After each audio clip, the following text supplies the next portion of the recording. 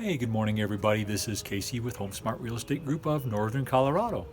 I'm going to show you a little bit of difference between the old style doors and the new style doors and how they're made up. Stay tuned.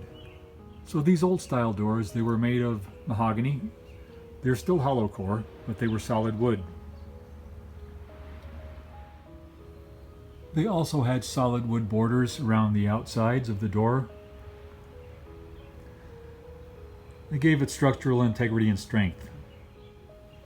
The other thing you'll notice here on this edge is there's a 5-degree bevel, and this door is a right-hand swing door where the hinges are placed.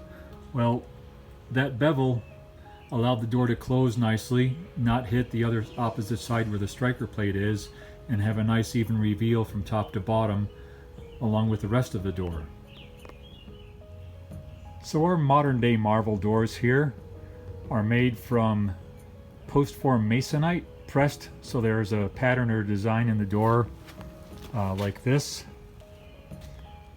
Sorry about the light, but that's the best I can do outdoors here. So anyway, these are post-form Masonite door.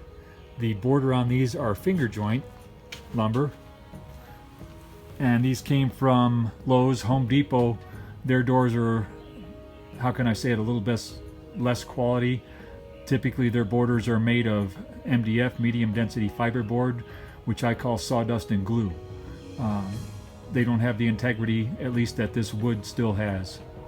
The other difference is they're all square cut on both sides. Let me bring around here. So they're square cut on both sides, no bevel. What I'm doing, because I have to cut the doors down about a little over 1/8 of an inch, I'm creating that 5-degree bevel in the door in order for it to replicate the other one, and it'll close nicely once I'm finished routing everything in. And on these door blanks there is no pre-cut holes, so I'll be doing all that along with the hinges. So before I round off these edges with the sander and sand this saw marks off of this cut I just did, I'll just show you what the edge looks like with this finger jointed lumber and this post-form Masonite. Guess it allows these manufacturers to give you a little bit more design options in terms of look, finished look.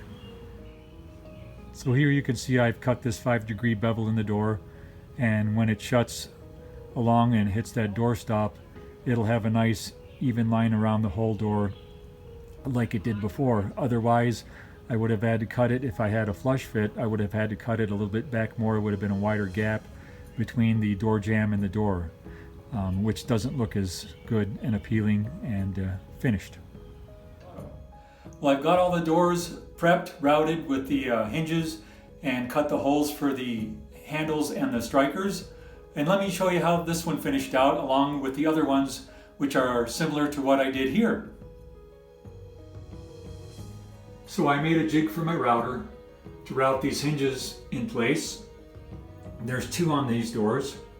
The top one's 9 1/8 from the top of the door, and this one's 67 in either 9/16 or 1/2 or 5/8. Some of them varied a little bit.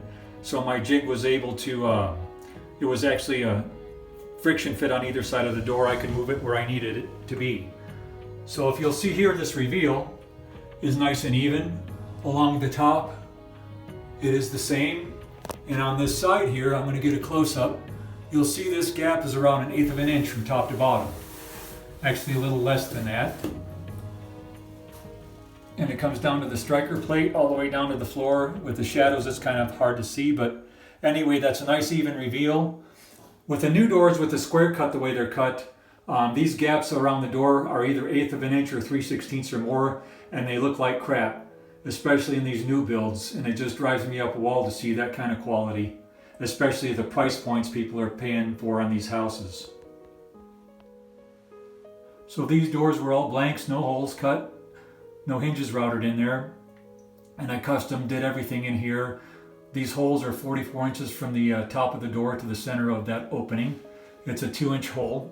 I used with a 2-inch hole saw I have, and then I routed out the ends for the strikers. That'll receive in there nicely. It'll flush fit with the door, and it will close once I get these strikers and the handsets in there once the doors are painted. Everything's coming out really well on these. So there you have it, a brief history on doors, old style versus the new modern marvels. This is Casey with Home Smart Real Estate Group of Northern Colorado. Have an awesome day.